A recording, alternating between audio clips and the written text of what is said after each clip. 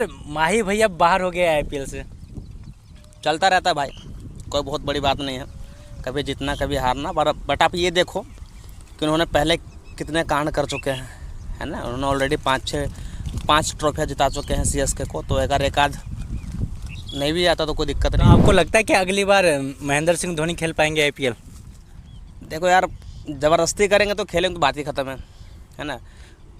अगर अब देखा जाए वैसे तो उनको तो खेलना ही नहीं चाहिए अब, है ना। अब तो डायरेक्ट या तो कमेंट्री करो या कोच करो कहते हैं। और सीएसके की सबसे बड़ी गलती यही हुआ कि उन्होंने ऋतुराज गायकवाड़ को जो है वो बैक कर दिया। तो ये बहुत बड़ी गलती की सीएसके ने, और इसी कारण है कि उनका इसका खामियाजा भुगतना पड़ रहा है। वरना सीएसके गेम में ऋतुराज गायकवाड़ को पता नहीं क्या बहाना करके या कि जो भी रीज़न हो, आई डोंट नो, करके इन्होंने हटा करके फिर से धोनी को बनाया और वो और भारी पड़ गया, है ना। तो ये चीज़ें हैं यार। बस वही है कि अब नए खिलाड़ियों का मौका देना बहुत ज़रूरी है, और नए पोटेंशियल और नए तरीके से गेम को प्लान करना पड़ेगा। और अगर धोनी रहेंगे तो फिर दिक्कत हो जाएगी। बट आप इस चीज़ को देखो कि धोनी ने पहले बहुत बड़ा योगदान दे चुके हैं। सर प्रणाम, आप देख रहे दिलदार से, मेरा नाम है बिट्टू दिलदार। आज हमारे साथ में पवन चौहान जी। तो बताइए सर, माही भैया बाहर हो गया आईपीएल से। चलता रहता है भाई, कोई बहुत बड़ी बात नहीं है। कभी जीतना कभी हारना, बट आप ये देखो कि उन्होंने पहले कितने कांड कर चुके हैं, है ना। उन्होंने ऑलरेडी पाँच ट्रॉफियाँ जिता चुके हैं सीएसके को। तो अगर एक आध नहीं भी आता तो कोई दिक्कत नहीं है यार। इसमें कोई बहुत बड़ा वो नहीं है, खेल है, होता ही रहता हार जीत। पर ये कि थोड़ा सा ज़्यादा हो गया इस बार, और ज़्यादा ट्रोलिंग भी हो रही है। बट अब यही है कि अब उनको संन्यास ले लेना चाहिए आईपीएल से, क्योंकि अब उनसे खेला जा रहा है नहीं। और दूसरी बात यह है कि या तो फिर आप एज अ मेंटोर हो जाएं सीएसके में, एज अ कोच हो जाएं, बट एज अ प्लेयर आप फिट नहीं बैठ रहे हैं। तो इस पर थोड़ा सा ध्यान देने की ज़रूरत है। तो आपको लगता है कि अगली बार महेंद्र सिंह धोनी खेल पाएंगे आईपीएल?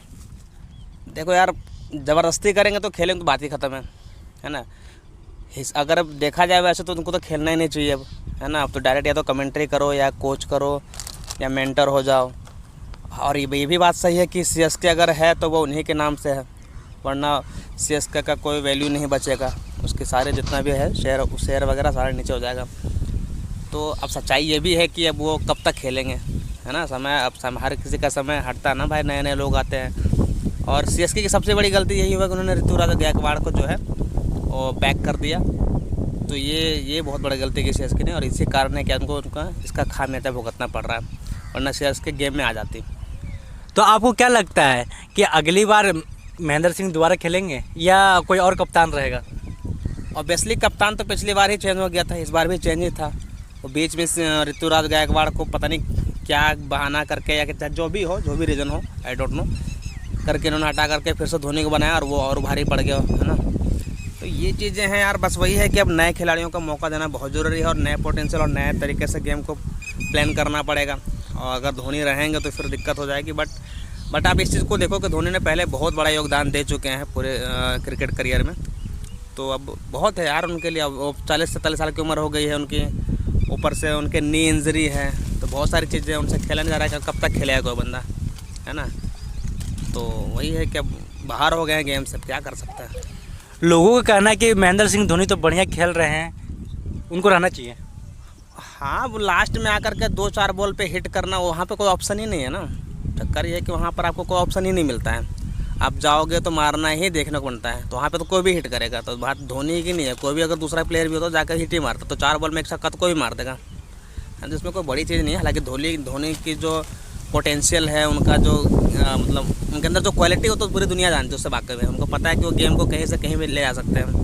एक अकेले बंदा वो है ऐसे हैं जो कि गेम को अपने पूरे एक विकेट कीपर के पास खड़े होकर के वहाँ से पूरे गेम को बदलने की क्षमता रखते हैं। बट हर बार ना सिर्फ माइंड सेट ही काम नहीं देता है, कभी कभी हमें हाथ पैर भी चलाना पड़ता है, जो कि सीएसके के इस ईयर के पारी में, इस सीज़न में दिखाई दिया है। जो कि उनकी बैटिंग हो गई, चाहे बॉलिंग हो गई, और बाकी गेम प्लान जो है वो थोड़ा वीक नज़र आई है। इस कारण ये टीम बाहर है अभी। तो आपको क्या लगता है अगली बार सीएसके क्या चेंजेस लाएगी अपने टीम में?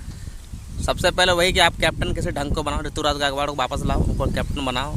और वो बंदा अच्छा है यार, अच्छा खेलता हुआ। हालांकि वो तो हर मैच में स्कोर कर रहा था। और दूसरी बात किस्मत भी है ना, कि जैसे कि सीएसके कभी भी नहीं हारी थी इस बार अपने होम ग्राउंड पे। और लगातार कभी केकेआर से हार रही है, कभी आरसीबी से हार रही है। अब आरसीबी को देख लो, आरसीबी हमेशा बाहर हो जाती थी या फिर गेम में रहती ही नहीं थी, है ना। उनकी बॉलिंग लाइनअप अच्छी नहीं थी, जो कि अब उनकी बॉलिंग भी अच्छी हो रही है। तो सब समय समय की बात है और किस्मत भी होता है। और वही है कि CSK को अगले साल एक नई प्लानिंग के साथ विदाउट धोनी कुछ बेहतर करेंगे, तभी जा कर के चीज़ें होंगी, अदरवाइज़ फिर बैकफायर होगी। और क्या, अगर धोनी नहीं रहेंगे चेन्नई में तो चेन्नई फीका रहेगा। हाँ वो तो है ही। देखो धोनी से ही नाम था CSK का, चेन्नई का, और वो नहीं रहेंगे तो एज अ कोच तो रह ही सकते हैं। जैसे गौतम गंभीर कोचिंग करते हैं, आशीष नेहरा करते हैं, तो वो भी एज अ कोच हो सकते हैं। ऐसे कोई बहुत बड़ी चीज़ नहीं है, क्योंकि हर शेर तो बूढ़ा होता ना एक बार, हर कोई रिटायर रहता है, फिर कोई दूसरा गद्दी पे बैठता है ना। ये वही राजा थोड़ी बना रहेगा। तो ये ज़रूरत भी है और ये एक नेचर का वो है, एक स्वभाव भी है कि आपको बदलना पड़ता, चीज़ें ना बदलाव होती है समय के साथ, तो करना ही पड़ेगा। और इसके अलावा कोई ऑप्शन ही नहीं है CSK के साथ। तो इस बार IPL कौन टीम लेके जाएगा?